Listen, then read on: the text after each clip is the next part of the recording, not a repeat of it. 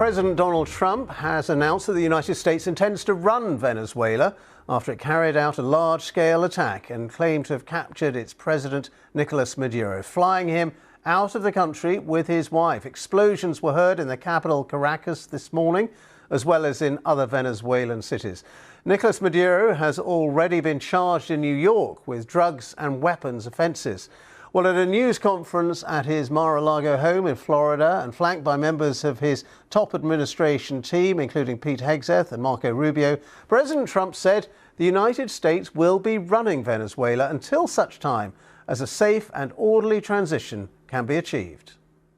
We're going to run the country until such time as we can do a safe, proper, and judicious transition. So we don't want to be involved with having somebody else get in, and we have the same situation that we had for the last long period of years.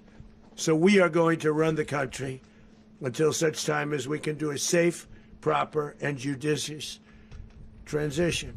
And it has to be judicious because that's what we're all about. We want peace, liberty, and justice for the great people of Venezuela, and that includes many from Venezuela that are now living in the United States and want to go back to their country. It's their homeland. We can't take a chance that somebody else takes over Venezuela that doesn't have the good of the Venezuelan people in mind. We've had decades of that. We're not going to let that happen. President Trump there at his news conference, he also said that no US service personnel were killed in that operation in Venezuela. Also said that the US is ready to stage a second and much larger attack on the country if that were necessary. Our South America correspondent Ione Wells has more details on what happened. Handcuffed, blindfolded, captured from his country. This is Venezuela's president, Nicolas Maduro, being sent to the US after being seized by US forces. It was a force against a heavily fortified military fortress in the heart of Caracas to bring outlaw dictator Nicolas Maduro to justice. It was dark and it was deadly.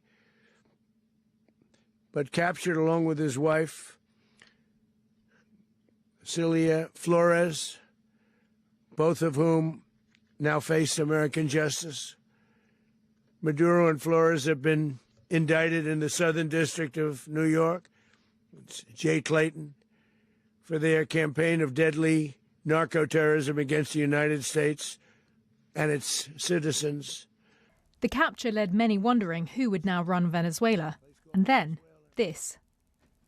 We're going to run the country until such time as we can do a safe, proper, and judicious transition. Washington says Maduro will face charges including conspiracy to commit narco-terrorism and import cocaine. His seizure was part of a huge military operation. Venezuela's capital, Caracas, woke to the sound of the city under attack. Helicopters, flames, explosions. These were strikes on the city's key military sites. Eyewitnesses woke in the early hours to the sound of booms. This marks the biggest US military intervention in the region in decades. For months, Washington has sent troops, warships and aircraft to the Caribbean. It has seized oil tankers near Venezuela and carried out dozens of strikes on alleged drug boats, killing at least 110 people. Operations, it says, are part of an armed conflict against traffickers. But legal experts say it may breach the laws of war. The US has long accused Nicolas Maduro of running a criminal network, claims he denies. Just days ago, he said he was open to talks. If they want to seriously discuss an agreement to combat drug trafficking, we're ready. If they want Venezuelan oil, is Venezuela ready for US investments? Like with Chevron, whenever, wherever, and however they want. What remains of Venezuela's government says it will fight. But the US wants regime change. And today, the US showed once again it will use whatever force it takes to get what it wants. Ione Wells, BBC News. Well, let's talk more about Nicolas Maduro. The last few hours have seen a remarkable change in his fortunes. This is believed to be Nicolas Maduro's final public appearance before US military forces launched that large-scale strike on Caracas and captured him. Here he was meeting the Chinese special envoy on Friday. It was said to be a cordial meeting. Mr. Maduro received a decorative vase. He presented the Chinese diplomat with a painting in return. But then, a few hours later on, Donald Trump was sharing a new picture on Truth Social that he said showed Nicolas Maduro, the former Venezuelan leader, on board the USS Iwo Jima. That's the vessel that he told Fox News was bringing the Venezuelan leader to the United States to face various charges.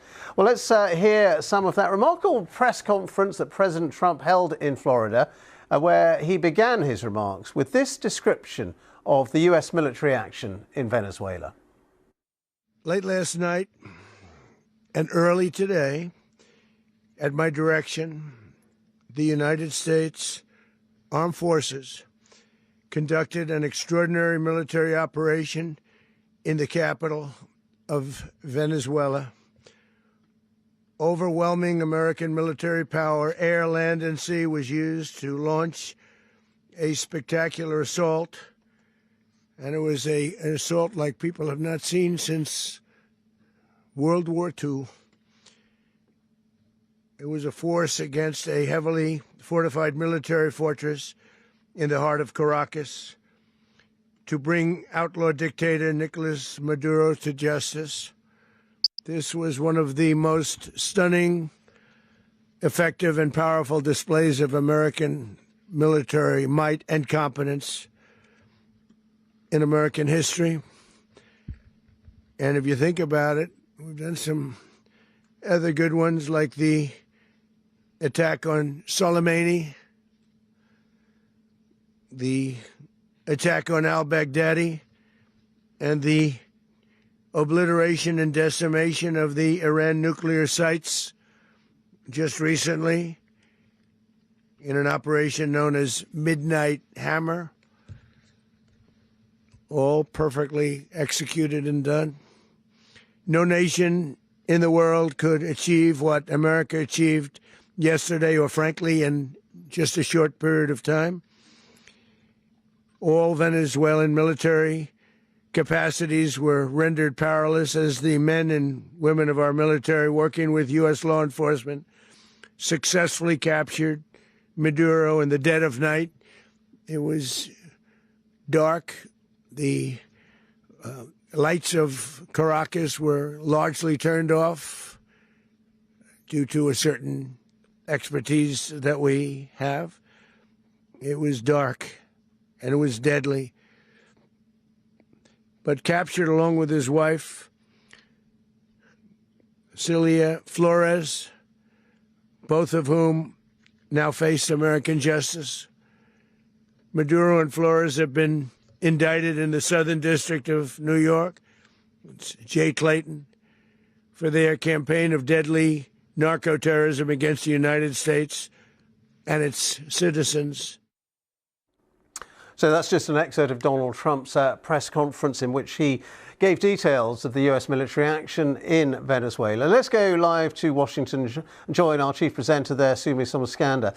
Sumi, we saw some pictures of Donald Trump and his top team, still pictures of them watching events in Venezuela as they unfolded in real time from Florida. They said Donald Trump said it was like watching television, and he described this military action as a stunning achievement for the United States military. That's right, Ben. And we got plenty of detail as well from the chairman of the Joint Chiefs of Staff, Dan Kane, who was on hand for that press conference. And he delivered some details on how exactly the operation proceeded. He said it was a complex air, ground, and space operation. He said that this had been in the planning for several weeks and that U.S. military had, quote, watched, waited, prepared. We remained patient and professional. Essentially, we understand that this operation, we're looking at pictures here of President Trump watching this operation. He said that they had arrived with air cover from the U.S. Air Force, that a special team from the U.S. military arrived at a compound in Caracas where Venezuelan President Nicolas Maduro was with his wife, Celia, who was also captured, that they arrived there at around 1 a.m. Eastern time in the U.S. And what he called an apprehension force descended into that compound, moved with, quote, speed and precision, isolated the area, and then apprehended the, quote, indicted persons. Now, they did say that the helicopters that were carrying this special Delta force, that they came under fire and responded, that one aircraft was hit but remained flyable, also came back to the aircraft carrier. And they said that after securing Maduro and his wife, the aircraft provided cover for them to depart. They were taking some fire. The force successfully was able to return. And we learned that just about 2 hours later, that the force was leaving Venezuela with the indicted persons on board, and then they were put on the USS Iwo Jima. So truly an extraordinary operation, Ben, as we've been hearing from how exactly it played out. We heard a number of details as well about the types of aircraft involved, F-22s, F-35s, B-1 bombers, and remotely piloted drones. All of this points to the fact that this was a massive operation, as we heard, that was planned for several weeks, as we understand, all the way back to August. And that is all the more significant as we see these images of this makeshift situation room, if you will, of the defense secretary and the CIA head and the Secretary of State and President Trump all standing there together. President Trump had been questioned several times. What is the aim here? Is it regime change? He was quite vague about whether that was indeed the aim. And indeed, I spoke to a number of Republican members of Congress, Ben, on this question. They said that is simply too soon to say whether this is regime change. But in the end, we saw Mr. Maduro, of course, arrested, apprehended, and now being brought to the U.S. to face charges. And history tells us that it's one thing to topple a regime, to remove its leader, but it's quite another thing to then run the country, as Donald Trump says America is now going to do. Indeed. I put that question precisely to Republican Congressman Michael McCaul. He used to run the Foreign Affairs Committee. And this was a few weeks ago before this entire operation took place. And he said, look, the U.S. doesn't have a particularly strong history of military interventions in Latin America. And this is going to be the question, and one that has been asked immediately after hearing from President Trump in that press conference that the U.S. plans to, quote, run Venezuela. What does that look like? How long would this involvement be? Would this involve U.S. troops on the ground, boots on the ground? He said, we're not afraid of using boots on the ground. Who in the U.S. would be involved? He referred to the people standing behind him. So the Secretary of State, Marco Rubio. Well, we know that he has already spoken to the Venezuelan vice president. Will they be working with her? And critically, Ben, the opposition in Venezuela, we know that Maria Corina Machado won the Nobel Peace Prize. There are various members of the opposition that have been strongly lobbying the Trump administration to take strong action against Venezuela. And yet when he was asked about her role today, President Trump, as you noted earlier, said, well, she doesn't necessarily have the respect that she needs. So what role would the opposition play in any sort of transition? And what will that mean for the U.S. as well? All of these questions remain unanswered. And so in terms of political reaction to what has happened in the United States, just give us an idea of what people have been saying, because there's been some pretty strong opposition from the Democrats. Yeah, perhaps unsurprisingly, the reaction has been largely partisan. We've seen a number of Republican members of Congress saying Nicolas Maduro is an illegitimate leader. He is one who had been trafficking drugs into the U.S., and it was high time for the U.S. to remove him from power. Democrats here are saying this is simply illegal internationally. By international law, this was an illegal move. And also, the U.S. did not sign up for getting involved in a long or prolonged engagement with Venezuela, which includes running the country. And interesting to note that we saw the House Minority Leader, Hakeem Jeffries, comment a little bit earlier in talking about his opposition to this. And he asked a few questions that I thought was interesting. He said, how many American troops will be on the ground in Venezuela? What does it mean for America to run Venezuela until a transition takes place? Were these military strikes about seizing foreign oil to benefit friends of the Trump administration? All of these points being asked by members of Congress. And Ben, perhaps most importantly, we've seen from numerous members of Congress, they wanted to demand that the president come to them for a war powers resolution for any sort of military action in Congress. Well, Secretary of State Marco Rubio said during that press conference, we didn't need to ask Congress for a war powers resolution. And he said this was a different mission. It was about arresting Maduro. That will be questioned this week on the Hill.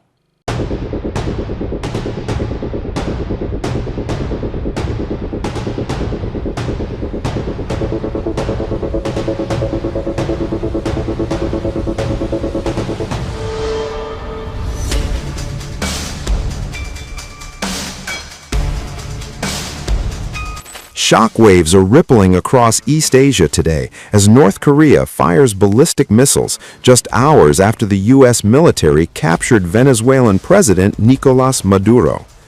The launches mark Pyongyang's first missile test in 2 months, sending projectiles into the sea between the Koreas and Japan. The move comes as South Korea's president, Lee Jae-myung, begins a state visit to China, North Korea's closest ally. Experts say the missiles were a clear message to Beijing, signaling Pyongyang's objection to closer ties between China and South Korea. At the same time, analysts say the tests demonstrate North Korea's readiness to respond aggressively, contrasting its nuclear and military posture with Venezuela's current crisis. South Korea and Japan condemned the launches. Seoul convened an emergency security meeting, urging Pyongyang to halt provocative acts that violate United Nations Security Council resolutions. North Korea launched at least 2 ballistic missiles toward the east from near its west coast between 7 o'clock and 8 o'clock this morning. As for the details, Japan, the US, and South Korea are currently working closely together to analyze the situation. But we estimate that the missiles fell outside Japan's exclusive economic zone in the Sea of Japan. In addition, there is a possibility that both ballistic missiles flew on irregular trajectories, and we are continuing to analyze this. The first missile was launched at around 7:54 a.m., reached a maximum altitude of about 50 kilometers, and flew approximately 900 kilometers. The second missile was launched at around 8:05 a.m., reached a maximum altitude of about 50 kilometers, and flew approximately 950 kilometers. Regarding this launch, our country lodged a stern protest and strongly condemned North Korea through the embassy route in Beijing.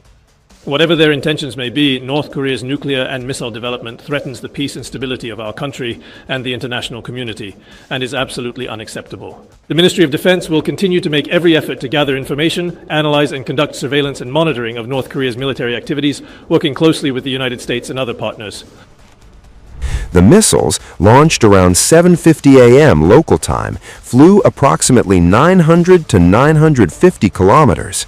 Meanwhile, North Korea's leader, Kim Jong-un, has ordered a doubling of tactical guided weapons production, following multiple factory visits and oversight of missile tests ahead of the 9th Party Congress, which will outline major policy goals for the regime.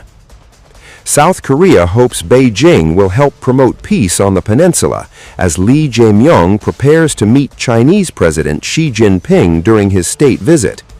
Analysts say the unusually short interval between meetings signals China's interest in boosting economic collaboration, even as relations with Japan remain tense over Taiwan. With tensions rising from Pyongyang to Washington, the Korean peninsula remains on high alert as missile tests, nuclear ambitions, and global geopolitics collide. North Korea has carried out another high-profile weapons drill, test-firing 2 strategic long-range cruise missiles in what it described as a demonstration of nuclear combat preparedness amid rising regional tensions. According to the state-run Korean Central News Agency, KCNA, the launches were conducted on Sunday over the Yellow Sea, west of the Korean peninsula, under the direct supervision of leader Kim Jong-un. The exercise was aimed at assessing the combat capability and counter-offensive readiness of long-range missile units as Pyongyang continues to warn against what it views as escalating military pressure from the United States and South Korea. KCNA reported that the cruise missiles remained airborne for more than 2 hours before accurately striking their designated targets at sea. State media released footage showing the missiles being launched and impacting targets, underscoring what officials described as the reliability and effectiveness of the weapons system. Kim Jong-un expressed great satisfaction with the results of the drill and reiterated his commitment to the unlimited and sustained development of North Korea's nuclear combat forces, according to the report. South Korea's Joint Chiefs of Staff, JCS, confirmed the launches, saying it detected multiple cruise missiles fired at around 8 a.m. local time from the Sunan area near Pyongyang. The South Korean military said it remains on heightened alert and is closely coordinating with the United States to monitor developments and respond to any potential provocations. Pyongyang framed the missile test as a defensive measure. KCNA said Kim emphasized that verifying the reliability of the country's nuclear deterrent was a legitimate exercise of its right to self-defense and war deterrence, particularly in response to what North Korea considers growing external security threats. The comments were reported by Agence France-Presse, AFP, which noted that North Korea often portrays such weapons tests as reactions to joint U.S.-South Korea military activities. The timing of the launch comes shortly after North Korea revealed progress on what it claims will be its first nuclear-powered submarine. Last week, KCNA published images of Kim inspecting a large submarine under construction in an indoor facility, accompanied by senior officials and his daughter, Kim Joo-ae. Pyongyang has suggested the vessel could eventually be equipped with nuclear-capable missiles, a development that would significantly expand its maritime strike capabilities. North Korea's state media on Thursday released images of what it described as an 8,700-ton nuclear-powered strategic guided missile submarine, marking the first time Pyongyang has publicly revealed the vessel's size and what appears to be a completed hull since announcing its nuclear submarine ambitions in 2021. According to the Korean Central News Agency, KCNA, leader Kim Jong-un said the submarine would strengthen the country's ability to respond to what he called an increasingly hostile security environment. Kim condemned South Korea's parallel submarine plans, labeling them an offensive act that North Korea must counter. Seoul, meanwhile, has moved swiftly after receiving approval from U.S. President Donald Trump in October to pursue nuclear-powered submarines. A government-wide task force was launched last week, and South Korea's National Security Advisor, Wi Sung-lak, said discussions are underway for an agreement that would allow Washington to supply nuclear fuel for military use. This move Kim Jong-un described as an offensive act that violates North Korea's security and maritime sovereignty, according to KCNA. The push aligns with broader U.S. efforts to encourage allies to take greater responsibility for their own defense. South Korea has long sought nuclear submarines as a deterrent against North Korea's expanding nuclear arsenal, which in recent years has extended to sea-based platforms, including submarine-launched missiles and a claimed nuclear-capable torpedo. The drill also takes place ahead of a ruling Workers' Party Congress expected early next year, the first in 5 years. Analysts say the meeting could signal new policy directions, including North Korea's stance toward the United States and the future of stalled nuclear negotiations.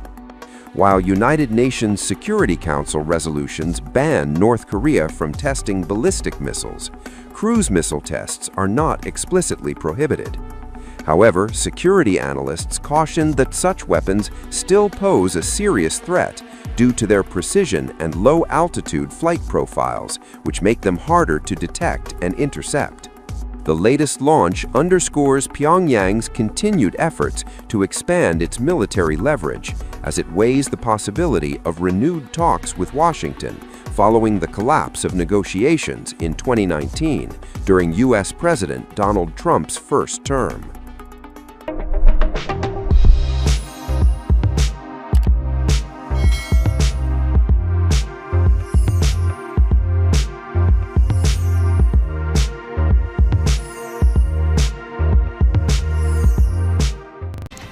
Good evening. It was a daring raid in the dead of night. Venezuela's president, Nicolas Maduro, captured by the United States and taken to New York, where he's tonight facing narco-terrorism and weapons charges. The extraordinary operation followed months of threats by President Donald Trump, who says America will now run the country. Washington correspondent Lauren Tomasi begins our coverage from South America. A president, now a prisoner. Nicolas Maduro handcuffed in blackout goggles and protective headphones, robbed of his country and his senses. The illegitimate dictator Maduro was the kingpin of a vast criminal network responsible for trafficking colossal amounts of deadly and illicit drugs. Hours later, he and wife Celia Flores arrived in New York, escorted off the plane by dozens of federal agents. A change of outfit and a change of scenery. Maduro's first steps on American soil, surrounded but appearing relatively calm. The DEA showing off their catch, 2 thumbs up in handcuffs. A defiant pose from the embattled Venezuelan leader. From there, he was taken to the Drug Enforcement Administration's offices, marched in front of the cameras for a perp walk. Good night. Happy New Year. And officially charged. Then transported by synchronised helicopters across the Empire State. The Statue of Liberty and New York's sparkling skyline, the last thing they laid eyes on, before arriving to a sea of officers surrounding the Metropolitan Detention Centre in Brooklyn that has housed Sean Diddy Combs and alleged United Healthcare assassin Luigi Mangione.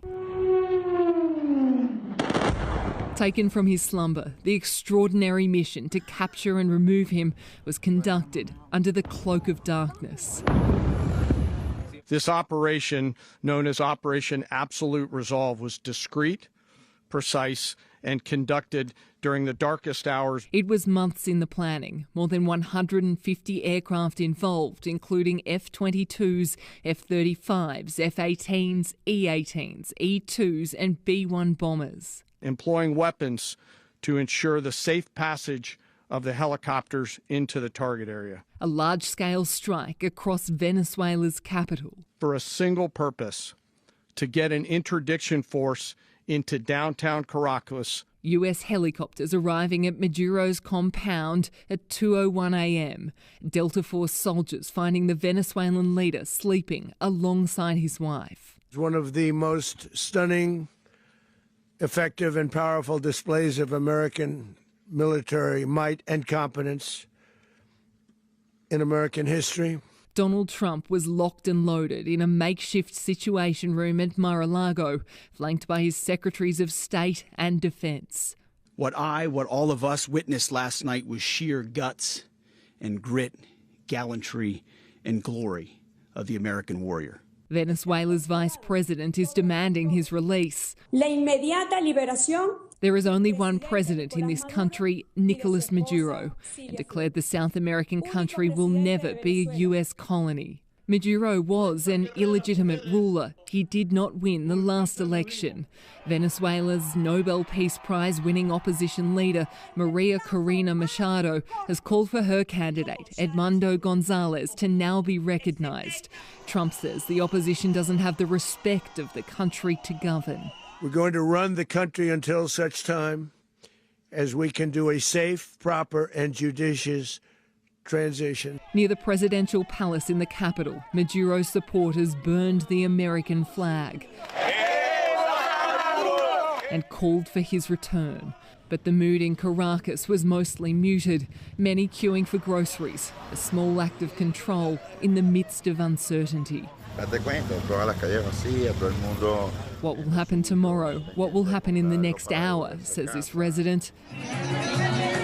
But there was elation in Florida, Spain, Chile, and at the Colombian border from Venezuelans who had already left. Colombia is now mobilising its forces in an attempt to fortify the region and the border with Venezuela. Already, close to 8 million Venezuelans have fled the Maduro regime, and tonight, with real concerns about the stability of this region, the Colombian government is now bracing to bear the brunt of further waves. Tonight, Maduro and his wife have been charged with conspiracy to commit narco-terrorism, the importation of cocaine and weapons charges. Don't play games. Don't play games with this president's in office because it's not going to turn out well. The message from the White House is clear. F-A-F-O. He effed around and he found out. In Colombia, Lauren Tomasi, 9 News. And Lauren Tomasi joins us now from Cartagena, Colombia. Lauren, when will Nicolas Maduro face court? Georgie, it's believed Nicolas Maduro will face a New York court within the next 48 hours, and Donald Trump says there will be no further strikes on Venezuela as long as the country's vice president follows the plan. But as you heard just then, Delcy Rodriguez is not a willing participant, and in the past few hours, Venezuela's Supreme Court has now sworn in Rodriguez as the country's acting president in the absence of Maduro. Tonight we are in Cartagena, Colombia. At this point, this is the closest we can get to Venezuela because flights in and out of the country have been cancelled. This is the first time in more than a dozen years that Nicolas Maduro is no longer in charge, and it follows a 12-month pressure campaign.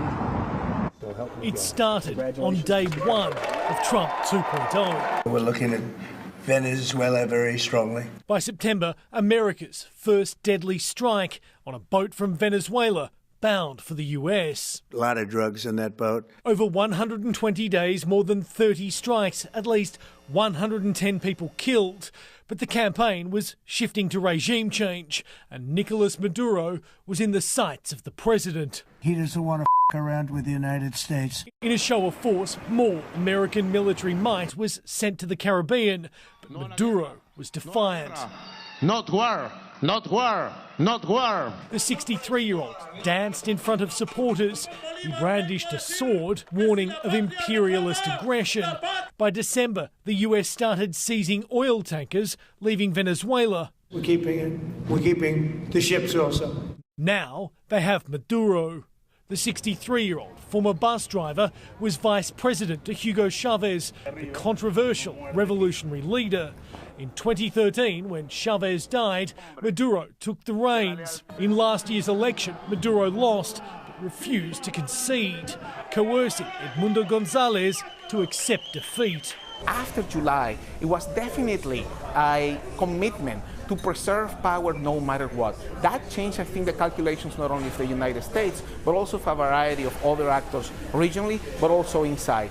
The last 24 hours have added to America's long history of regime change, from the failed Bay of Pigs invasion of Cuba in 1961 to wars in the Middle East, including Iraq. Maduro's capture draws similarities with this in 1989. The Panamanian people want democracy. When George H.W. Bush ordered 24,000 US troops into Panama to topple dictator Manuel Noriega. Noriega hid in the Vatican embassy before surrendering. He was flown to the US, tried on, among other things, drugs charges, and convicted. But tonight, with Venezuela, there's also the issue of oil.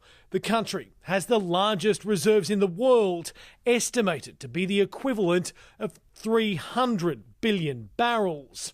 The same resource has been at the centre of questions over past conflicts involving the US, the first Gulf War and the war in Iraq 22 years ago.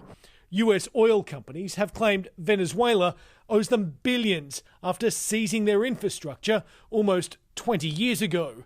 Tonight, President Trump says he's taking what's American. And we want it back. The Peace Through Strength Commander-in-Chief has made his biggest power play yet.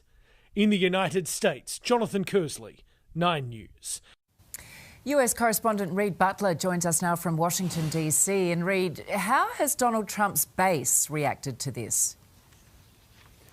Well, Georgie, there are certainly some of Donald Trump's most die-hard supporters who are at best uncomfortable with this military intervention and at worst furious.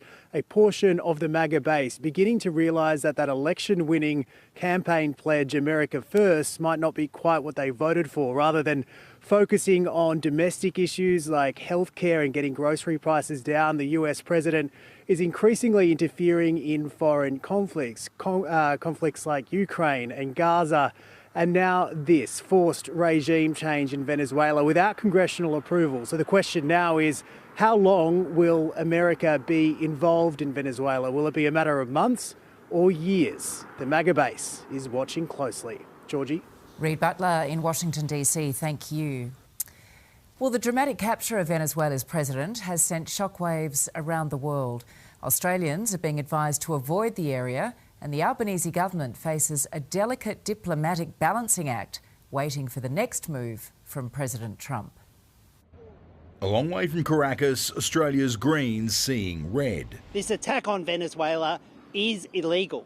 And unless Australia and like-minded countries speak out, it emboldens these kinds of actions. They're concerned not for the president, but the precedent. Worried China could launch their own operation in Taiwan, or Vladimir Putin could target Volodymyr Zelensky, although he had other ideas.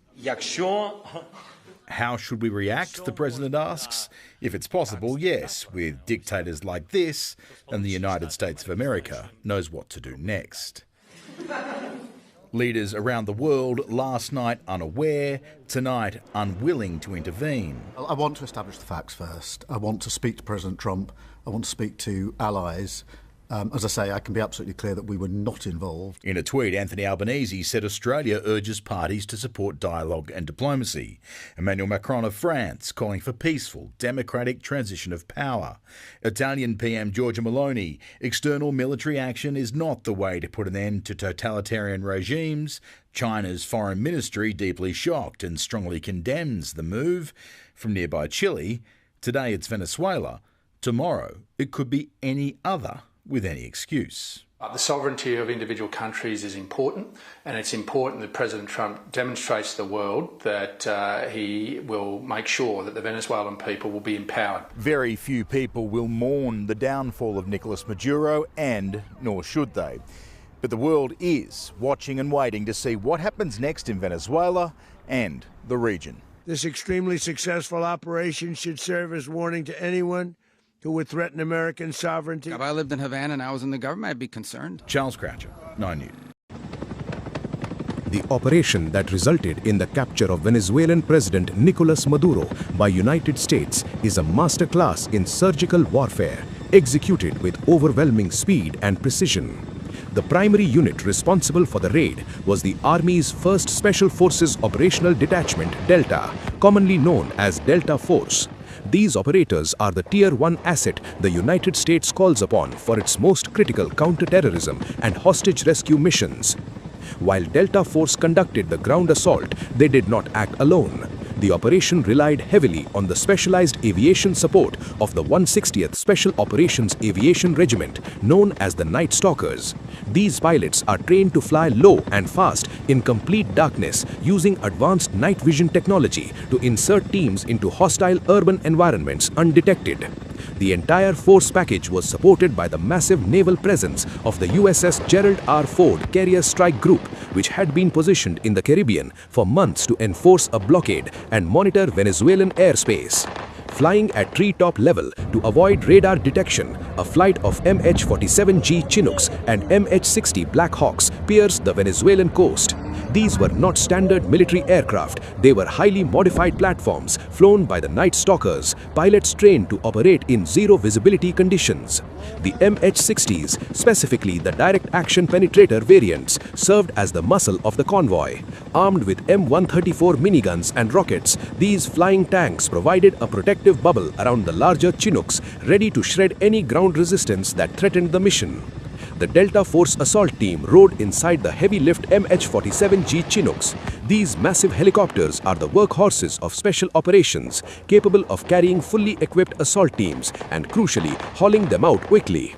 As the diversionary airstrikes continued to pull Venezuelan security forces toward the military bases, the Chinooks flared into a hover over the target residence. The noise of the rotors was likely masked by the chaos of the ongoing explosions across the city. The execution of the mission began long before the first boot hit the ground. For weeks, U.S. electronic warfare aircraft, specifically EA-18G Growlers, had been jamming Venezuelan radar and communications, blinding the regime's defensive networks. On the night of the raid, this electronic silence turned into kinetic chaos. At exactly 2 o'clock local time, the operation kicked off with a series of massive coordinated diversionary strikes. Explosions rocked key military sites across Caracas, specifically targeting the La Carlota military airbase and the Fuerte Tiuna military complex. These strikes were not random, they were calculated to create panic and confusion within the Venezuelan military high command. By hitting the airbase and the military headquarters simultaneously, U.S. forces forced the local regime to focus its attention and rapid reaction forces on defending these high-profile locations. This left the actual target, the residence where Maduro and his wife Cilia Flores were staying, vulnerable and exposed. While Venezuelan soldiers scrambled to respond to the burning airbase, the real attack was happening elsewhere in the city. Under the cover of this chaos and the deafening noise of the explosions, the Night Stalkers flew their helicopters at rooftop level, navigating the complex urban terrain of Caracas. They delivered the Delta Force assault team directly to the target, utilizing the element of surprise to overwhelm the president's personal security detail. The firefight was intense but brief. Delta Force operators are trained for close quarter battle, CQB, a method of fighting inside buildings that prioritizes speed and violence of action to neutralize threats before they can react. Crucially, the mission mandate was to capture, not kill. The United States intended to bring Maduro to face trial for narco-terrorism charges, meaning the team had to secure him alive amidst the gunfire. Once Maduro and Flores were positively identified and detained, the operation immediately shifted to the extraction phase. There was no time to linger. The assault team and their high-value prisoners boarded the waiting helicopters and lifted off. The entire ground phase of the operation lasted only minutes. Before the Venezuelan military could realize what had happened or scramble jets to intercept, the US helicopters had already cleared the city limits, ferrying the captives to a secure location outside of Venezuelan airspace. The speed of the withdrawal was absolute. By the time Vice President Delcy Rodriguez issued a statement demanding proof of life, Maduro was already in US custody, flown out to face the American judicial system. The operation proved that even in a heavily defended capital city, a precise and well-coordinated force could strike the head of state and vanish before the dust had settled.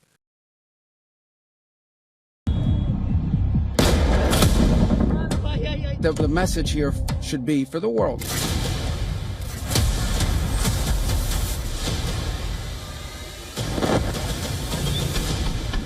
The President of the United States is not a game player, but don't play games.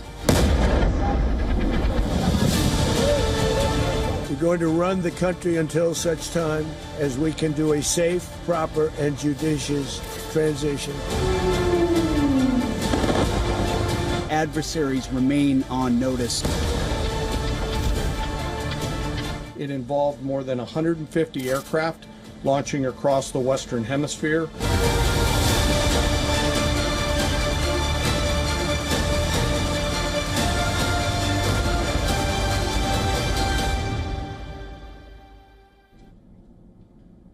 Venezuela's deposed president, Nicolas Maduro, is sitting in a detention facility in New York City. His sudden capture by the U.S. initially led to shock, but now his old allies have started demanding his release. One of the most vocal is China. Chinese state media has been reflecting the numerous condemnations issued by Beijing. China has called the U.S. operation a hegemonic act and a threat to peace and security in Latin America and the Caribbean. This is the latest statement from Beijing.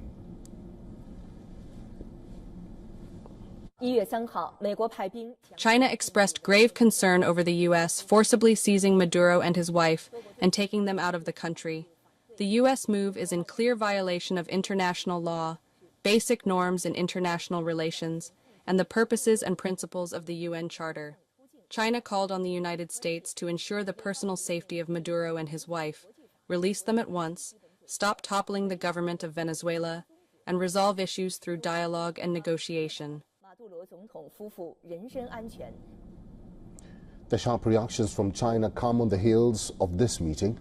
That is Nicolas Maduro meeting a special representative of the Chinese government. The meeting took place mere hours before Maduro was taken by the Americans. China. Año nuevo, porcelana nueva.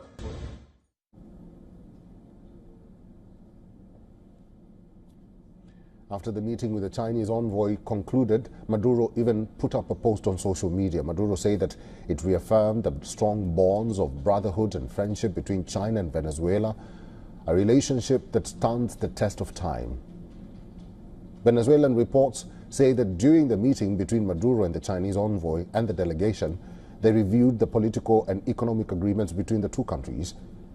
There were reportedly 600 such agreements between Venezuela and China. China is the largest buyer of Venezuelan oil, with Beijing reportedly buying 80% of the country's total oil exports. However, it should be noted that Venezuelan oil makes up only about 5% of China's total oil purchases, so the dependency does not extend both ways. More than oil, Beijing's shock and anger may be related to its status as a major political backer of Maduro's government. Maduro met Chinese President Xi Jinping in Moscow last year. They were there to attend Russia's Victory Day celebrations. After the meeting, Xi Jinping described China-Venezuela ties as an all-weather strategic partnership. The Chinese envoy in Venezuela also reportedly discussed security concerns with Maduro. They are said to have spoken about the threat of U.S. military action. So after just having discussed those concerns, the Chinese officials were still in Caracas to see Maduro taken by the Americans. Is China's vocal criticism of the U.S. operation an attempt to save face? Is it a way to reassure its other Latin American allies that Beijing is a reliable partner? Because despite all its support for Venezuela so far, President Trump was still able to shatter the all-weather strategic partnership between Xi's China and Maduro's Venezuela.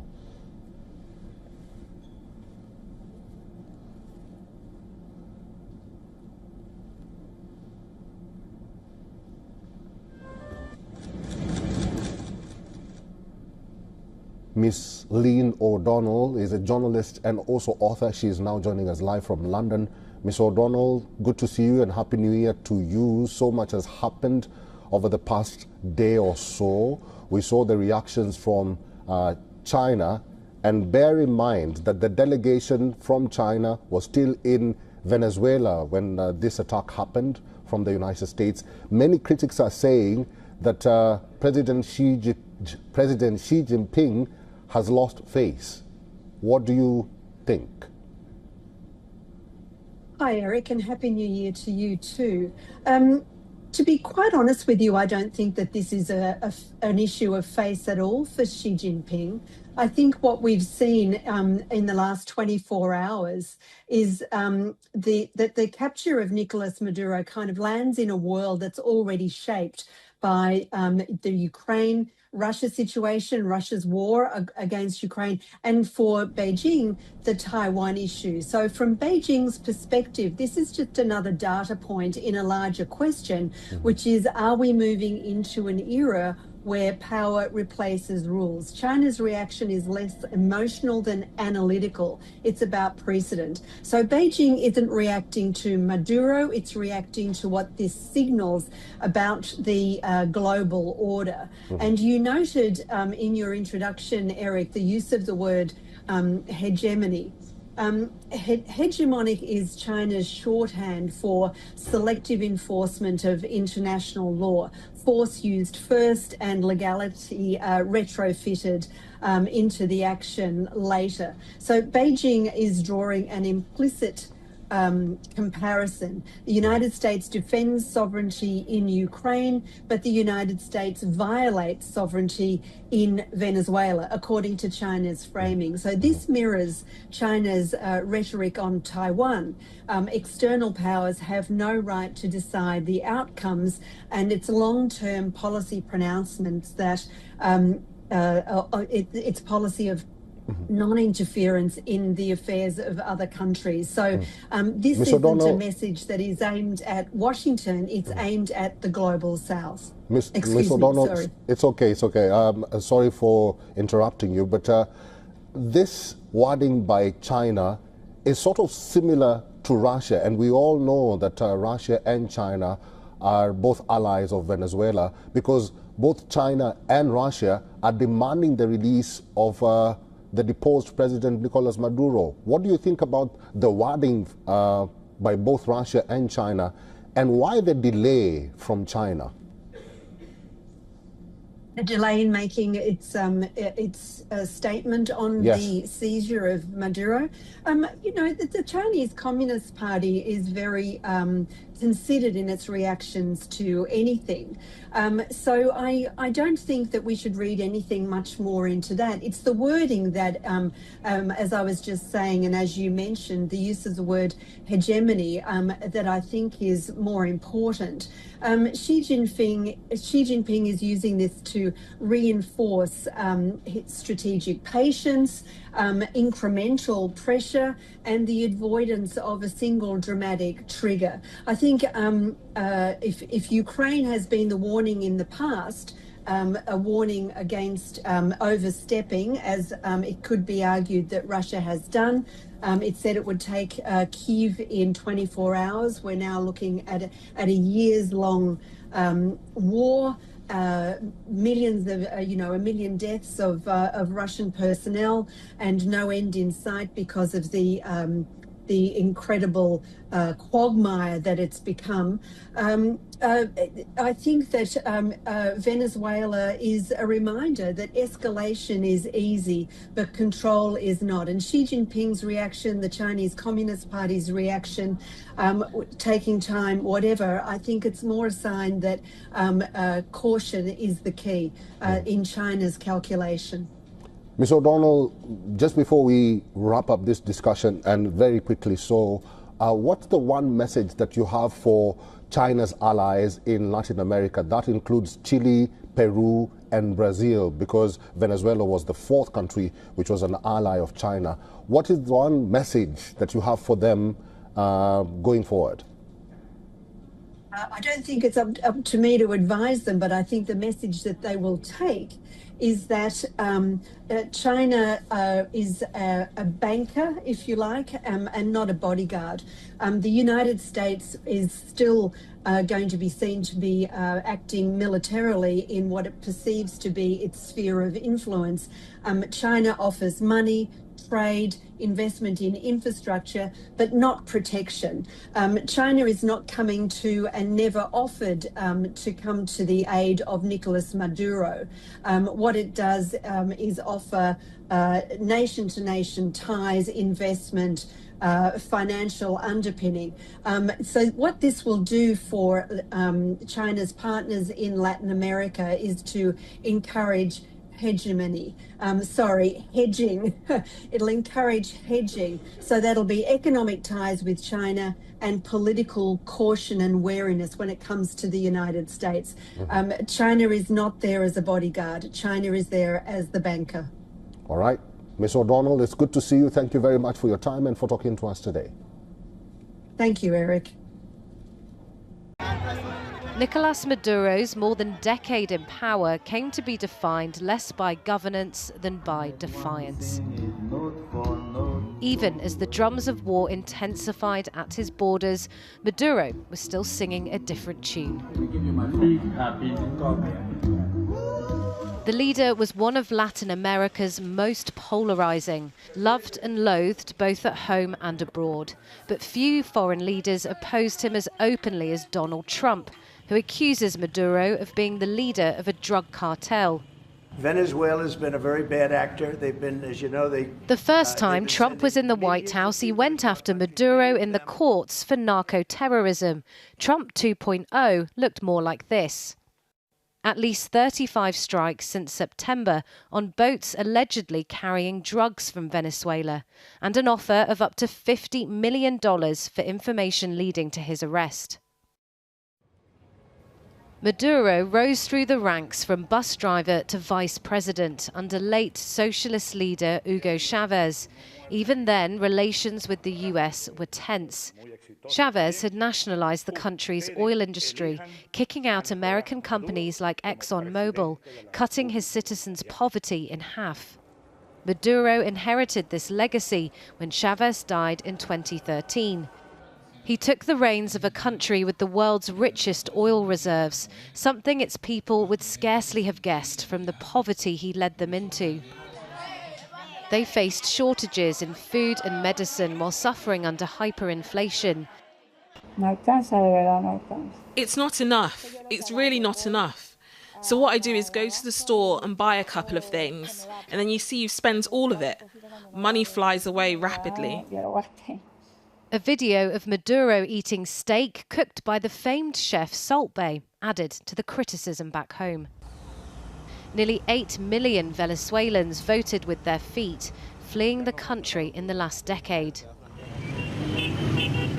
But his grip got tighter. The 2018 elections marked a turning point. Regarded as neither free nor fair, Maduro refused to stand down, cracking down on protesters, calling on him to resign.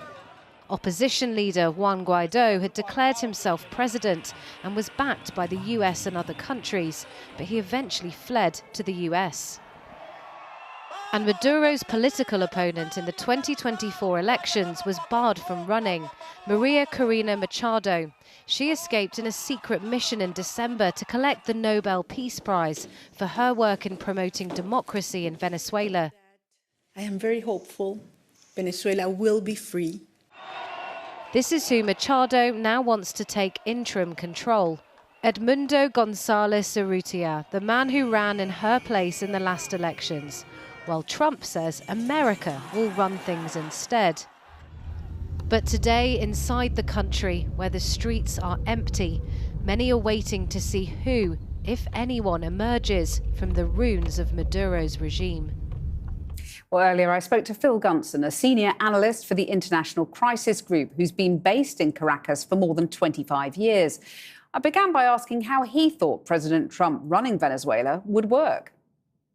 I don't know how it's going to work because what we can see, or what we appear to have witnessed since the early hours of this morning, when we were woken by loud explosions in Caracas, what appears to have happened is fairly significant operation, clearly, to blow up a few military installations, snatch the president and his wife, and take them out of the country. But so far as we know, there are no, U.S. forces left here in Venezuela. So it's not clear to me what Mr. Trump means when he says that they are here. I don't know who they are. The CIA is probably here, yeah. Well, presumably the plan is to install Maria Corina Machado, but I suppose that what remains of the regime might have other ideas. Yeah, I'm not even sure that Trump has it clear. He's been very unclear in the past as to exactly who Maria Corina Machado is. He doesn't seem to be able to remember her name.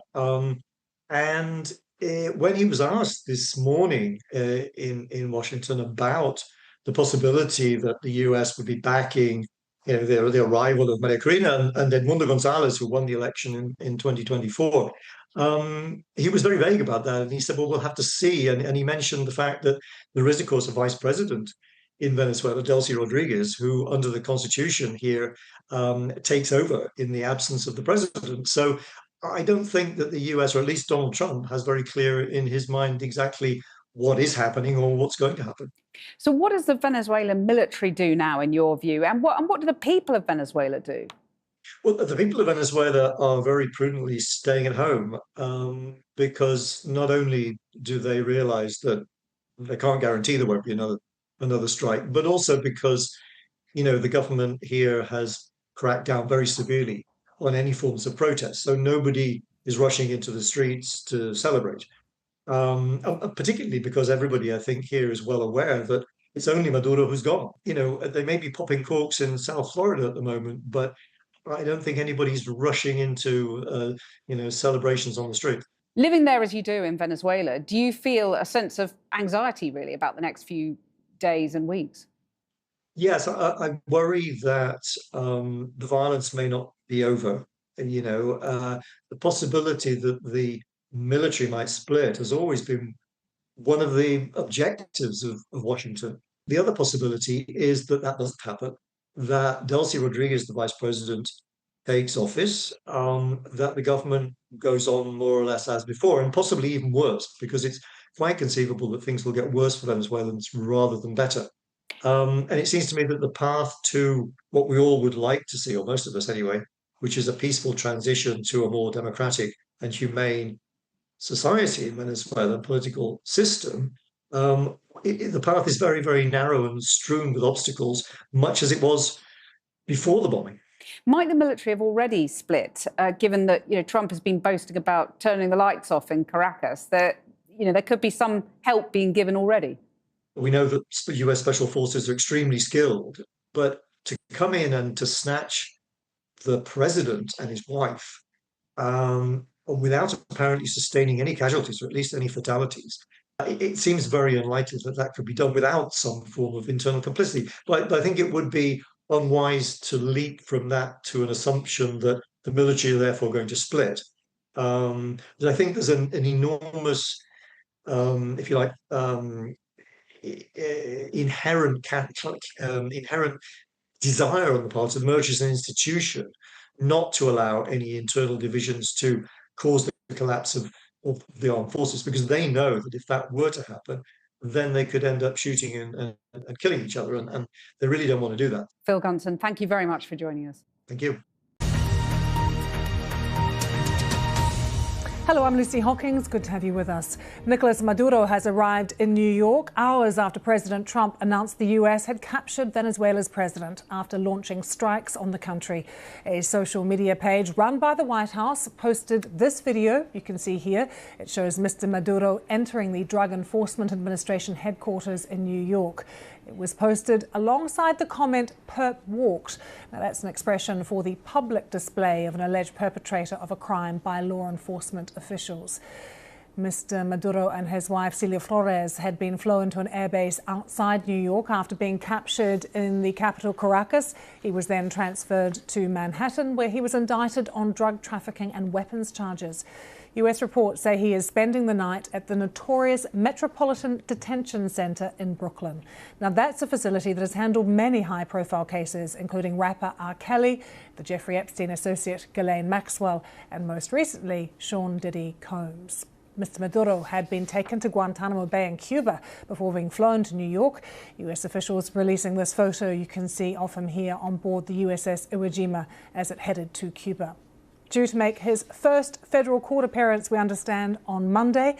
In the coming hours here on BBC News, we will bring you all the latest reaction and analysis from our expert guests and the BBC's range of correspondents here and abroad. So we start our coverage with our world news correspondent, Joe Inwood. It was a sight not seen since the Cold War, a Latin American city under US fire. In the dead of night, bases across Venezuela were struck in a huge coordinated strike. Terrified people, some thinking it was an earthquake, soon realized they were under attack. But this was not designed to be the start of a prolonged campaign, but rather cover for an operation to capture Venezuela's president. A few hours later, this extraordinary image was released by President Trump. Nicolas Maduro, who just a few hours before had ruled over tens of millions of people in US custody on board the USS Iwo Jima. It was dark and it was deadly, but captured along with his wife, Celia Flores, both of whom now face American justice. For more than a decade, Nicolas Maduro had ruled over Venezuela. He had overseen an authoritarian regime. Just over a year ago, he claimed victory in highly disputed elections. In recent months, his forces had been on high alert, a response to the ramping up of pressure from the US. That pressure took the form of a massive build-up of forces in the Caribbean. The US had always insisted it was about combating drug smuggling, but few thought that was credible. And yesterday, it was confirmed. Their aim was regime change. We demand the immediate liberation of President Nicolas Maduro and his wife, Celia Flores, the only president of Venezuela, President Nicolas Maduro. But that will not happen. The US says Nicolas Maduro and his wife will face federal charges in New York, where they arrived yesterday afternoon. According to President Trump, the US is now in charge of Venezuela.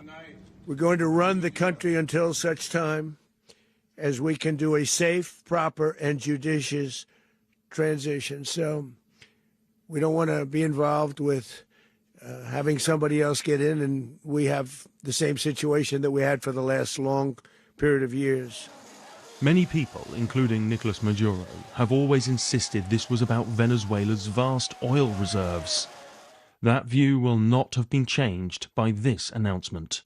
We're going to have our very large United States oil companies, the biggest anywhere in the world, go in, spend billions of dollars, fix the badly broken infrastructure, the oil infrastructure, and start making money for the country. The war is here.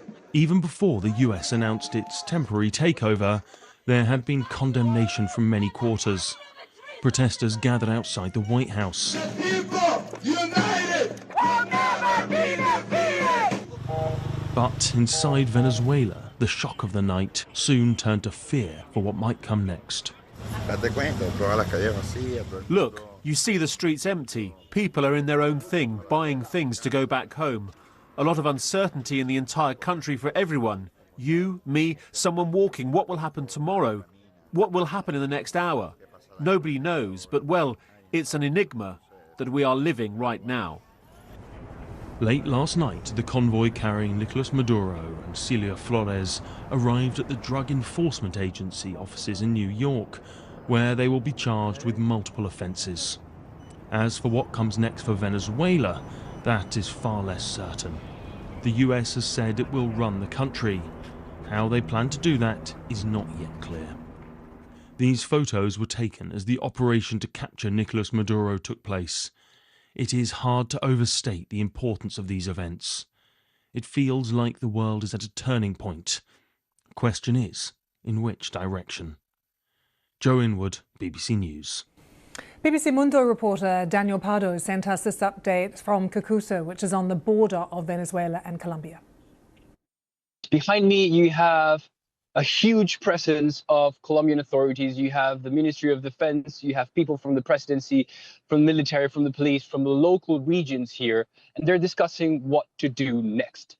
And they're thinking about two different lines. First of all, they're thinking in terms of humanitarian schemes. They want to prevent people not from coming to Venezuela, but help them come to Colombia. Bear in mind that Colombia is the most affected country in the region from what happens in Venezuela. 1/3 of the 8 million Venezuelans who fled the current country during the economic and political crisis are here in Colombia. So there's huge concern in the country for what comes next. And then the other line that they're trying to tackle is the armed groups that are settled here. Bear in mind that in this border, which is huge and very porous, you have armed groups from the guerrillas of Colombia, from narco paramilitaries, and from drug dealers. All of those groups right now are trying to fill in the vacuum power that came out of Venezuela's and Maduro's capture. So it's very likely that we're going to see an increase of violence in this region. And this is what the Colombian authorities are trying to build up for. There is so much interest in the journey that Nicolas Maduro took to New York after his capture. It was around 3,300 kilometres or 2,100 miles. And the BBC News Live page has this map which shows you the journey. Flown out of the capital, Caracas, on a US helicopter in the early hours of Saturday morning and taken aboard a US warship at an unknown location in the Caribbean Sea. Later, flown to Guantanamo Bay US naval base in Cuba, then transferred to another plane to head to Stewart Air Force Base in New York State's Orange County. Maduro then transferred by helicopter to New York City. So we're showing you that just to give you a good idea of one of the things that's on the BBC News Live page at the moment, well worth logging on to take a look, keeping up to date with all the developments, with analysis from correspondents and people right around the region and the world.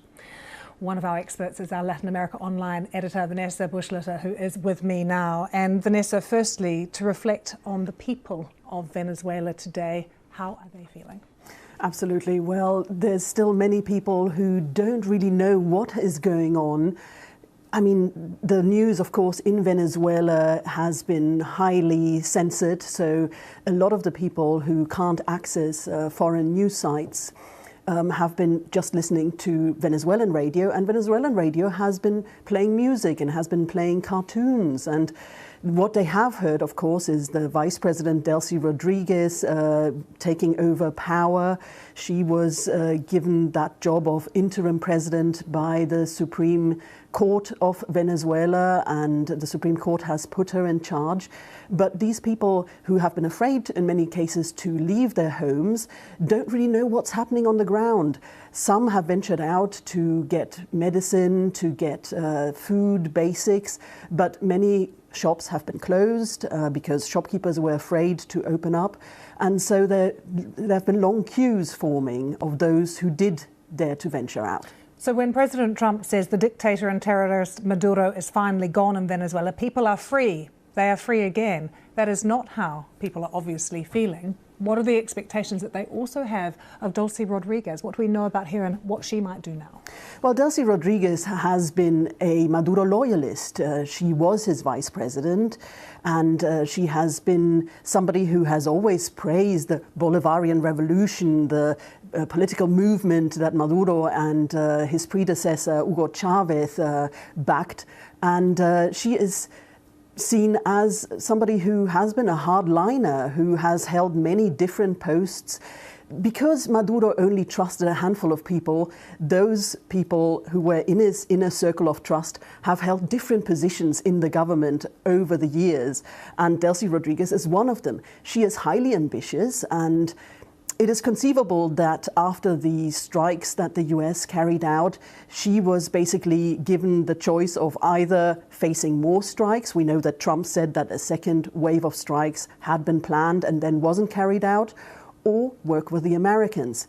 Trump told us that Delcy Rodriguez had been willing to work with the Americans, but she then came out and gave quite a combative press conference, denouncing the seizure of President Maduro as a kidnapping and saying it was highly illegal. What role for the opposition now? Because we spoke a lot after I'd interviewed Maria Corina Machado in Oslo just a few weeks ago, where she told me very clearly, I've got a plan. I'm ready to rule and come back. You know, it is my team that rightfully should be in power in Venezuela right now. And yet President Trump was incredibly dismissive of her last night, Vanessa. That's right. And Maria Corina Machado and her team had published an open letter just hours before President Trump spoke. And in that letter, she said that the hour of freedom had come and that it was time for her and Edmundo González, the man who stood in for her when she was barred from running for president, and the man that she says and voting tallies suggest won that election last year in July 2024. She said it was time for the two of them to return of the country and to assume power. So when Trump talks about a sort of transitional situation that will then lead to new elections, there are many people who are going to say, look, we've had the elections already. We don't need to have another set of elections. Absolutely right. I think those millions of Venezuelans who cast a vote in July 2024, and many of them cast a vote for Edmundo González, they want to see that vote honored. They do not want to see new elections. Also, there has been a history of many of the elections being conducted in Venezuela not being free and fair. So they fear that that could happen again. So they want to see the 2024 result honored. And in terms of the region, what is the feeling at the moment about the way that President Trump talks about sort of ownership of the region at the moment and what his plans are and where he sees America's role? I think there's huge concern and shock, because this is unprecedented. Many say that this is the end of the rule of law, and they, of course, also fear what might happen in their countries. Mexico, for example, has come under criticism for the amount of fentanyl that flows into the US from that country, and I'm sure that its President Claudia Sheinbaum, will be worried about any possible strikes happening in her country. And Trump did also mention Cuba. And of course, Marco Rubio has a very keen interest in Cuba.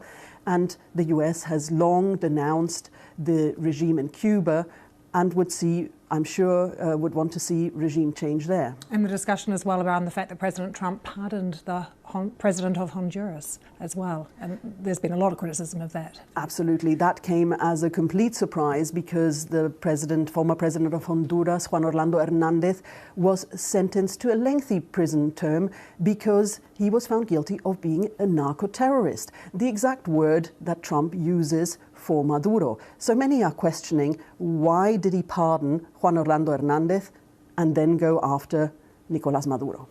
Still so many questions, but great to have you with us. Vanessa, thank you very much. This egregious military aggression, with the devastating consequences we already know, and that the entire world now also witnesses with profound shock and disbelief, stunned by the sheer barbarity, the utter rudeness, and the truly grotesque nature, by the blatant illegality of this utterly criminal act perpetrated against our national sovereignty. Just yesterday, they brazenly kidnapped a person, an innocent individual, whom the people of Venezuela elected as their president. He is President Nicolás Maduro. Moros, the legitimate and constitutional president duly elected by the sovereign people for the significant 2025 to 2030 term. He is indeed President Nicolás Maduro, the true, authentic, and genuine constitutional leader of all the Venezuelan people, representing their collective will and aspirations, and of all Venezuelan women. An act that was carried out in free elections in the year 2024. Sovereign, direct, secret, and universal elections with an electoral system that guarantees and has guaranteed these electoral processes in the Bolivarian Republic of Venezuela for the past 25 years. Therefore, from this very moment, from the esteemed Bolivarian National Armed Forces, we emphatically demand the immediate and unconditional release of the legitimate constitutional president of the Bolivarian Republic of Venezuela, Nicolás Maduro Moros. We demand his release. President Nicolás Maduro and the First Lady of the Republic, Dr. Silvia Flores de Maduro, have been kidnapped. An act of profound audacity, which already being against the legitimate president of Venezuela also, that audacity was unleashed against a woman of Christian values, a woman of principles, who was also taken away in handcuffs, a brave woman. From here, we demand the prompt release of our Commander-in-Chief, the President of all Venezuelan men and women, and of the First Lady of the Republic, Dr. Silvia Flores. And we demand of the world, we ask the world to pay close attention to everything that is happening against Venezuela, against its sovereignty, against its constitution. And at the same time, we thank the prompt response from almost all the governments of the world and the peoples of the world. Because yesterday we saw popular demonstrations all over the world and legitimate governments, with some exceptions, rejecting this blatant intervention against Venezuelan sovereignty. Let the world take heed and be cautious, because this seriously represents a threat to the global order. If today it was against Venezuela, tomorrow it could be against any state, against any country.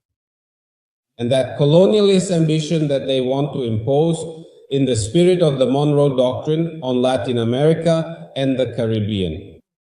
We firmly reject it from here. We always vote for true peace, for genuine political dialogue, for mutual understanding, for profound respect for fundamental human rights, and for unwavering respect for established international law. Those are our genuine votes. And the Bolivarian National Armed Forces have been an institution that has guaranteed the democratic and constitutional continuity of the country. In recent days, we have been reflecting on what would have happened here in Venezuela. What state of anarchy and chaos would we be in today? If the country's military institution, with its values, principles, and republican morals, had allowed fascism to take hold here. Personal ambition, the pursuit of political power through unconstitutional means. And then the coup, yet another coup, and the counter-coup, and that whole disaster. The Bolivarian National Armed Forces, in perfect unity with the people, have guaranteed, let me repeat, have guaranteed the democratic continuity of Venezuela. And they will continue to do so. Because order, peace is our harbor, it is our harbor, as Bolivar said. And because for us, the homeland represents everything. Bolivar said, and I want to quote him here, Bolivar said he told Urdaneta in a letter back in 1826, it will soon be 200 years since that event. Specifically on August 6, 1826, Bolivar wrote to Urdaneta, we have a flag that has witnessed both our glories and our calamities. The homeland is sacred. It is the word, the magical word of all virtuous citizens. The homeland is the meeting point for all who love national glory and the rights of the people. Simón Bolívar to Rafael Urdaneta, August 6, 1826. And today the homeland is what must prevail. I call upon the people of Venezuela for peace, for order. Not to fall into the temptations of psychological warfare, of threats, of the fear they want to impose on us. I call upon the people of Venezuela to resume their economic work and all other activities, including education, in the coming days. And the homeland must move forward along its constitutional track. Next Monday, that is tomorrow, January 5th, we will be witnessing an act, let me repeat, a constitutional act, which is the installation of the National Assembly for the next constitutional term. And from here, we already applaud this act. The National Assembly as the democratic center of political debate par excellence, by definition. So the homeland continues on its path of development, prosperity, stability, and order. And we, soldiers of the homeland, will be here to guarantee it. I am going to read a statement from the Bolivarian National Armed Forces for the entire country and the whole world.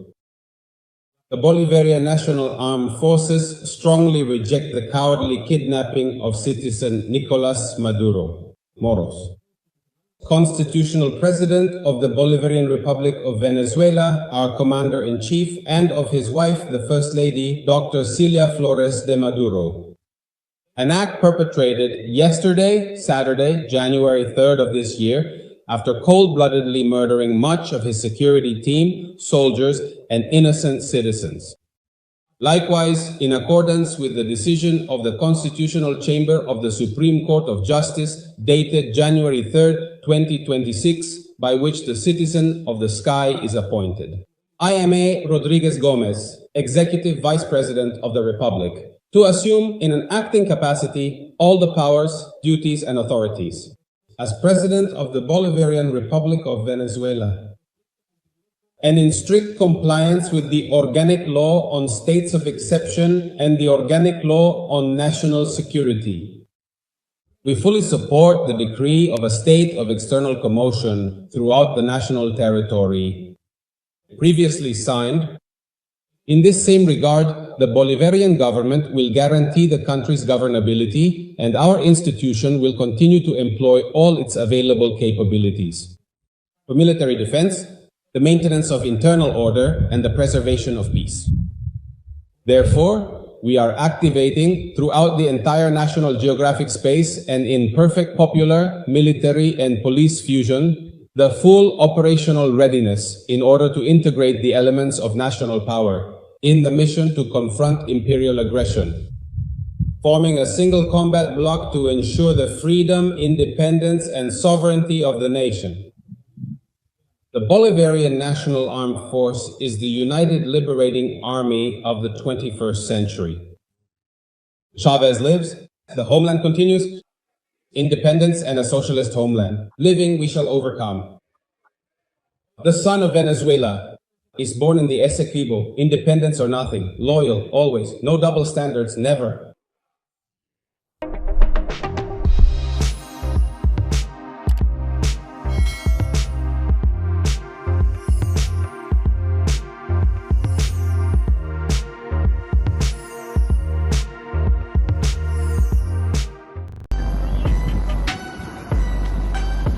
Venezuela is done, and the bigger question is, what next? Cuba, Colombia, Mexico, Canada, or Greenland? The wife of the White House Deputy Chief of Staff drops a bombshell. A single post, a single word, and shockwaves across Europe. Katie Miller posted a map of Greenland on X, colored like the US flag, and worst, she captioned it as soon. Within hours, 11 million views crossed and surging.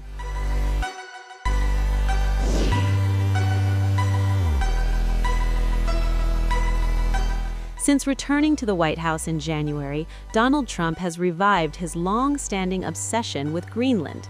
He calls it strategic, essential, and vital for U.S.'s national security. Trump specifically mentioned Chinese and Russian ships as potential threats in the nearby seas. And in December 2025, Trump doubled down. He appointed Louisiana Governor Jeff Landry as special envoy to the Arctic island, making it clear that the U.S. is serious about grabbing the Greenland. You've named Governor Landry to be new special envoy to Greenland. Yeah. How do you? What do you see that role entailing? And is it still your intention that Greenland become part of the U.S.? He viewed Louisiana, the Louisiana Purchase. He said, "I'm governor of Louisiana," and he said, "I would love." I didn't call him; he called me. He's very proactive. He's a great guy. He's a deal guy. He's a deal maker type guy. And we need it for national protection. We need Greenland for national protection. They have a very small population. And I don't know, they say Denmark, but Denmark has spent no money. They have no military protection. If they say that Denmark was there 300 years ago or something with a boat, well, we were there with boats too, I'm sure.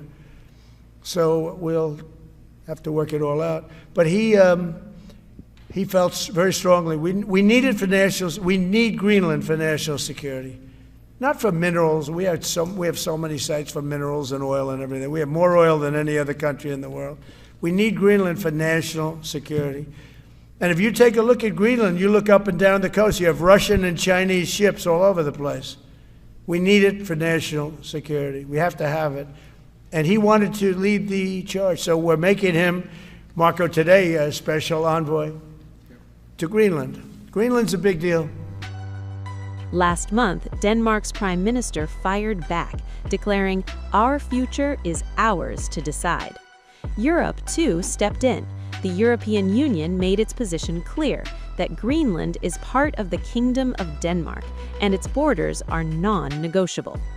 Hi, I'm wondering if you have any reaction to the U.S. appointing an envoy for Greenland, and comments made apparently trying to advance U.S. interests when it comes to Greenland. Do you have any reaction to that? The Danes are going to summon the U.S. ambassador, if they haven't done so. Thank you for the question. It is not for me here to comment on U.S. decisions, but what I can say about the EU position is the following, which has been our long-standing position on the matter: that preserving the territorial integrity of the Kingdom of Denmark, its sovereignty, and the inviolability of its borders is essential for the European Union.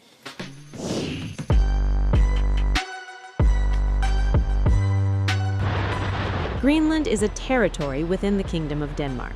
It is home to about 57,000 people and has had extensive self-government since 1979. However, defense and foreign policy remain in Danish hands. Also, the island nation has had a troubled relationship with its former colonizer, and critics accuse Denmark of neglecting the region and taking it for granted.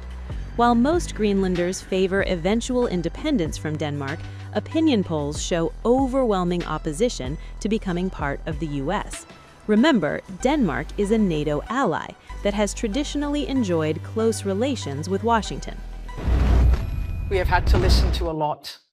Threats, pressure, and condescending remarks, even from our closest allies for a generation, about wanting to take over another country and another people as if it was something you could buy and own that has no place anywhere. We shoulder our responsibility in the world, and it is not us who will seek out conflict. But let there be no doubt, no matter what happens, we will stand firm on what is right and what is wrong. Danish Prime Minister Mette Frederiksen has struck a defiant note against Donald Trump's ambition to annex Greenland. In her New Year message, Frederiksen said the country was rapidly beefing up the military force and will stand firm against attempts to take over Greenland. The kingdom is vast in geography and small in population. And over the past year, we have had to listen to a lot. Threats, pressure, and condescending remarks, even from our closest allies for a generation, about wanting to take over another country and another people as if it was something you could buy and own. That has no place anywhere. We shoulder our responsibility in the world, and it is not us who will seek out conflict.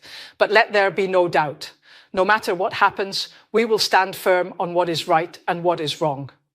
I completely understand if one enters the new year without much optimism for the world. It is as if hope is well hidden in these years, but perhaps in reality, we do not need to search for it for long. Maybe it is right here, in our care for one another, our trust in others, in our Danish way of doing things. Maybe we need to start believing a bit more in ourselves and in the values on which we have built Denmark, where few have too much and fewer have too little. And perhaps it is especially in the difficult years that we need to rediscover the belief that tomorrow will be better than today. That, at least, is what I will do my utmost to achieve. Frederiksen's message comes after Trump renewed his campaign to annex the autonomous Danish territory by appointing Louisiana Governor Jeff Landry to serve as U.S. Special Envoy to Greenland. We need Greenland for national security. And if you take a look at Greenland, you look up and down the coast, you have Russian and Chinese ships all over the place. We need it for national security. We have to have it. And he wanted to lead the charge, so we're making him, Marco, today, a special envoy to Greenland. Greenland's a big deal. Trump has said that Greenland is crucial for U.S. security and hasn't ruled out taking the island by military force, even though Denmark is a NATO ally of the U.S. However, Landry had said the Trump administration isn't going to go in there trying to conquer anybody or try to take over anybody's country. The remark is in contradiction to Trump's ambitions. Trump called repeatedly for U.S. jurisdiction over Greenland during his presidential transition and in the early months of his second term. Washington is scrambling to calm a growing diplomatic storm over Greenland after President Donald Trump openly floated the idea of bringing the Arctic island under U.S. control. Now, the Trump administration's newly appointed special envoy to Greenland, Jeff Landry, insists the United States is not seeking to conquer Danish territory. Speaking to Fox News, Landry, who is also the governor of Louisiana, pushed back against accusations of imperial ambition, saying Washington wants conversations, not conquest. "I think our discussions should be with the actual people in Greenland," Landry said. "What are they looking for? What opportunities have they not gotten? Why haven't they gotten the protection they actually deserve?" Landry stressed that the administration has no intention of marching in and seizing land. "We're not going to go in there trying to conquer anybody or take over anybody's country," he said. But those reassurances ring hollow for many in Europe. Just weeks earlier, Landry himself said he would work to make Greenland a part of the U.S., and President Trump has repeatedly claimed that America needs Greenland for national security, pointing to its strategic Arctic position, military value, and untapped mineral wealth. Trump has gone even further, saying the U.S. would acquire Greenland one way or the other, and refusing to rule out the use of military force. That rhetoric has set off alarm bells in Copenhagen. Denmark was reportedly not consulted before Landry's appointment, prompting sharp criticism from Danish officials who see Greenland as an inseparable part of their sovereign territory. In a rare joint statement this week, Danish Prime Minister Mette Frederiksen and Greenland's leader Jens Frederik Nielsen pushed back forcefully. They said national borders and sovereignty are protected under international law, and that no country can simply annex another, not even with an argument about international security. Greenland, home to about 57,000 people, has been self-governing since 1979, managing its own domestic affairs while Denmark retains control over defense and foreign policy. The United States, meanwhile, has maintained a military presence on the island since World War II, a footprint that continues to fuel Washington's strategic interest. Vice President J.D. Vance has said the administration expects Greenlanders to exercise self-determination and eventually break away from Denmark, a statement that has only intensified fears of U.S. pressure behind the scenes. As Washington insists its intentions are peaceful, critics warn the words coming from the White House tell a far more aggressive story, one that could redraw borders, strain alliances, and turn Greenland into the next major flashpoint in global power politics.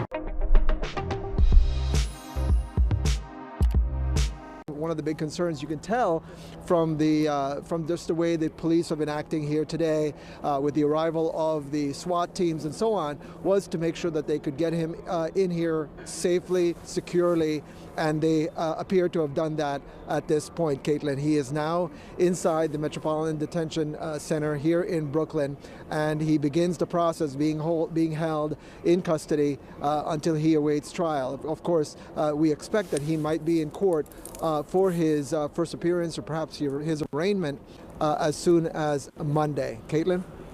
Evan, do we know if he's gotten a mugshot, been fingerprinted? Has that already happened, or is that what will happen now that he's inside this facility?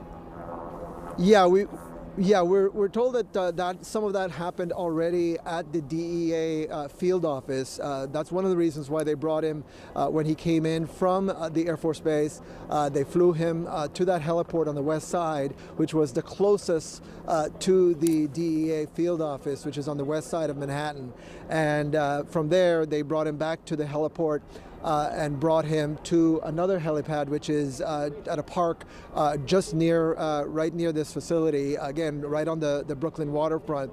I think you saw those extraordinary pictures of the helicopter going by with the view of the Statue of Liberty, something that he would have been able to see as he flew over the New York waterfront. And now at this point, he is inside the detention center in Brooklyn, where he will await his trial.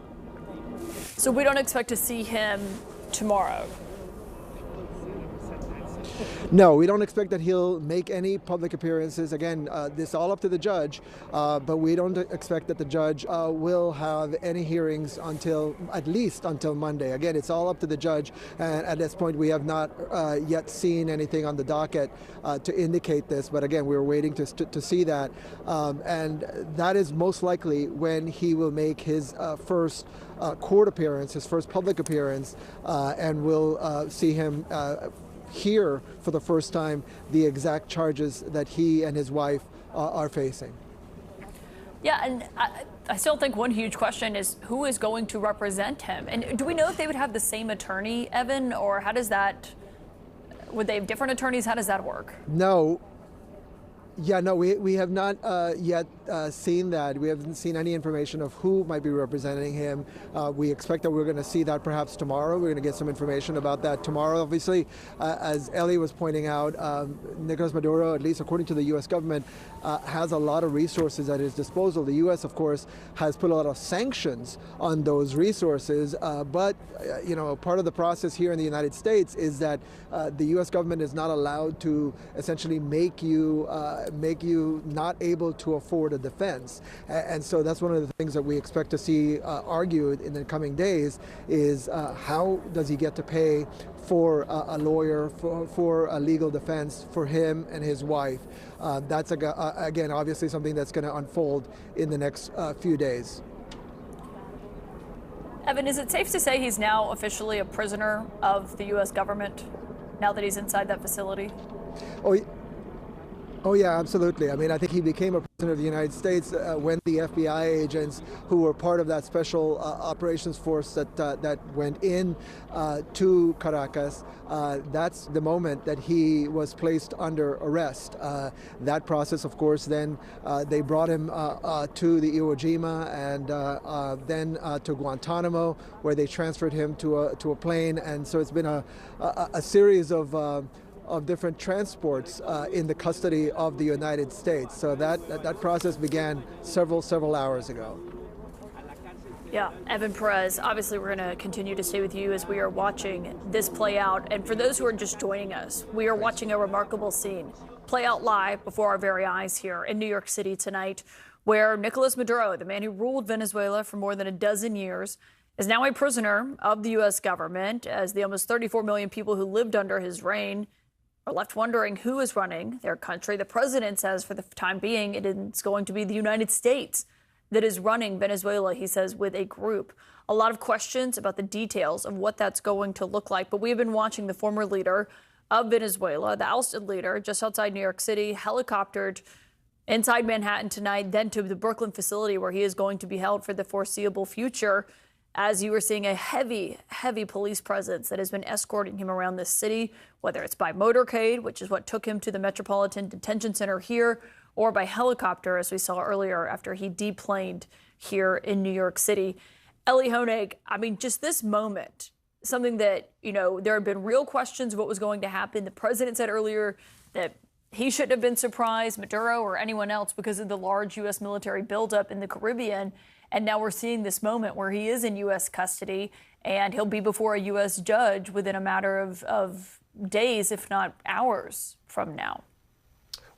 Well, I think what's so unexpected, Caitlin, is that it would play out this way. Obviously, there was this military buildup happening around Venezuela, but that our government made the decision: we're going to go in, we're going to seize Maduro by force and his wife, we're going to bring them to the United States and subject them to trial in our civilian criminal courts, is really a remarkable decision made by the president. And I think there's debate around it politically. But one thing I think we've learned over the years is that our criminal courts are fully capable of handling a prosecution like this. Now, this will be different because we're talking about a former president of a sovereign nation, but we have seen trials in these federal courthouses in New York and the Southern District of the leaders of the most dangerous narco groups, terrorist groups, mafia groups, you name it. Our courts have shown that they're capable of this. And, just historically speaking, there was a heated debate in the early 2000s about whether some of the terrorists associated with the 9/11 attacks, associated with al-Qaeda, should be tried in our criminal courts. And ultimately, the decision was made not to try them in our civilian criminal courts, and they were left to languish for decades in military prisons to really unsatisfying endings. So this is a monumental decision that's been made by Donald Trump, by his administration. I think history will show that it's a correct decision in terms of the legal way this will play out, to give these people their day in court, give them the rights that our criminal defendants are due, give them a trial by jury, and see what the outcome is. Yeah, and as we're watching this play out, Evan reports that he is now inside that facility where you're watching this massive police presence. It's not far, just a couple of miles from where we are broadcasting right now. And Rahm Emanuel, as you're looking at this, and we're talking about the legal process and what plays out, and Elie says the U.S. courts are perfectly capable of handling this. You can see the massive crowd that has been gathered outside there that Evan was reporting on earlier.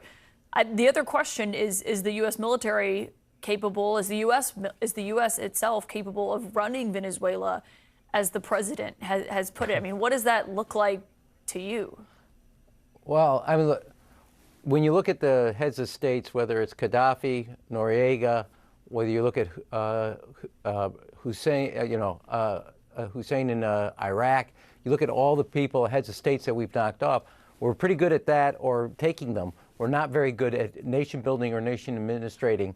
And this, I mean, the complexity of Venezuela doesn't compare to Libya, doesn't compare to Iraq, doesn't compare to Panama. So the scorecard here is very uneven in that sense of what our reputation is and our capability. And Panama is just a tenth of the size of Venezuela, a much more complex Venezuela. And I also think that it's not just military, it's political, which why I think the President of the United States, having thrown the Democratic government basically under the bus, made a mistake. This is not a strong suit of the United States. It's not also what you want as a detour of our resources, given what we have to deal with in Ukraine with Russia's war, Gaza Strip, in that area, that now the same people are going to be running this. This is going to be a massive undertaking for a President of the United States that ran under the banner of America First and no nation building. Yeah, and Rob, it's going to be we saw that very testing. It's a huge test. I mean, I don't think anyone knows what the next 24 hours, 48 or year looks like on this. But I want to show you, because we saw that remarkable picture of Nicolas Maduro on board the USS Iwo Jima earlier. He was wearing the sweatsuit, the blinders, the noise insulating headphones. We now just have a video of Maduro inside U.S. custody. I want everyone to just stop and watch that for a moment.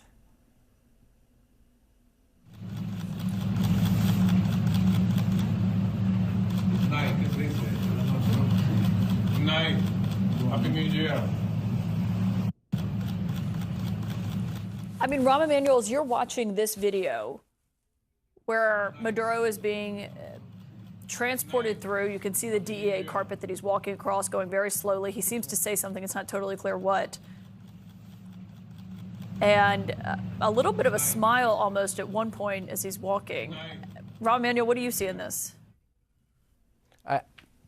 Your guess, I got to be honest, Caitlin, your guess is as good as mine. I think this is an attempt by the United States to project, here's what we've done to this leader. I think what you're looking at is a guy who's basically being used in this moment to send a message to the American people, and also not only the American people, the worldwide, that if the United States wants to act, we can act, and we can literally go into a country, take somebody out in that effort. So I think it was basically, I mean, I think he's saying Happy New Year there at the end. As I watch this, as he's walking through. Yeah.